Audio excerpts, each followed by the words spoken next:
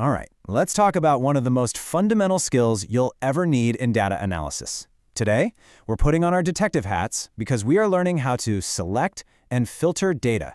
This is the absolute key to finding those hidden clues, the real story, inside any dataset. So, let's dive in and see how you can become a master data detective. Does this look familiar? You open up a dataset and it's just a wall of information. It can be so overwhelming, right? It's like you've been dropped into the middle of a massive jungle, but you don't have a map or a compass. How in the world are you supposed to find your way to the answers you're looking for? So, what's the very first thing a data detective does? They start cutting through all that noise. Look, the most valuable insights are almost never just sitting there on the surface. To find them, we have to clear away all the irrelevant stuff and really focus in on what actually matters. And to navigate this data jungle, you've really got two main tools in your utility belt. That's it.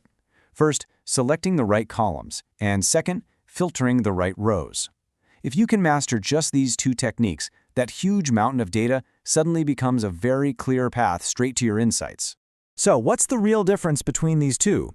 Well, think of it like this. Selecting columns is all about choosing what you're going to investigate. It's like a detective picking out their magnifying glass, their fingerprint kit, the tools for the job. Filtering rows, on the other hand, is about finding the who or the when. That's when you're zeroing in on the specific clues that are actually going to solve the case. So how do we actually go about selecting columns? Well, there are a few pretty common ways to do it. You can just grab them by their position, say I want the first and the third columns. You can also call them out by their specific names, like age or salary. Or, hey, sometimes it's just easier to do the opposite and drop all the columns you don't need to clean things up. But just picking out columns, that's only the beginning. The real detective work, the fun stuff, starts when we begin to filter with logic.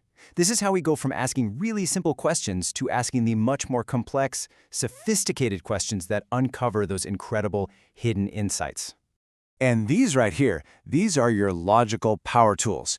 You've got AND, which is super strict. It demands that all of your conditions have to be met, no exceptions. Then there's OR, which is way more laid back. It just needs one of your conditions to be true. And finally, you have NOT, which literally just flips the script and finds you everything that doesn't match what you're looking for. And that right there, that's the heart of detective work, isn't it? Combining these operators gives you incredible precision. A single clue can be totally misleading, but when you find 2 or 3 or 4 clues that are all pointing to the exact same conclusion, that's when you know you've cracked the case. Okay, enough theory. Let's get our hands dirty and solve some real-world cases.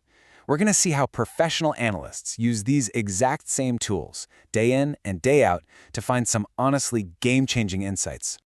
First up, we're diving into the world of retail. So imagine you're an analyst for a big store. Your mission, should you choose to accept it, is to figure out which products are struggling so that the marketing team can swoop in and save the day. You've got this giant pile of sales data. Where do you even begin? Well, first, you select your key columns. You don't need all 100 columns, just product ID, sales volume, and date. Simple. Then, you apply your filter. You tell the computer, show me any product where sales have dropped by more than 20% in the last 3 months. And boom, the result is a clean, actionable list for the marketing team. No guesswork, just data. Okay, so from retail profits, we're going to shift gears to something, even more critical, proactive healthcare. Here, the goal is to use patient data to find individuals who might be at risk of high blood pressure, so doctors can actually intervene before it becomes a serious problem. So the analyst grabs just the columns they need: patient ID, age, and blood pressure. Then they apply a filter using that powerful AND logic we were just talking about. They're looking for patients who are both over 50 years old and have a blood pressure reading over 140. This instantly gives them a focused list of at-risk patients who need a follow-up call from their doctor. This kind of filtering can literally save lives. So, you've seen how powerful these tools can be. Now, how can you use them like a pro? Let's go over a few key best practices that will make your analysis way cleaner, much faster, and a whole lot easier for other people to understand.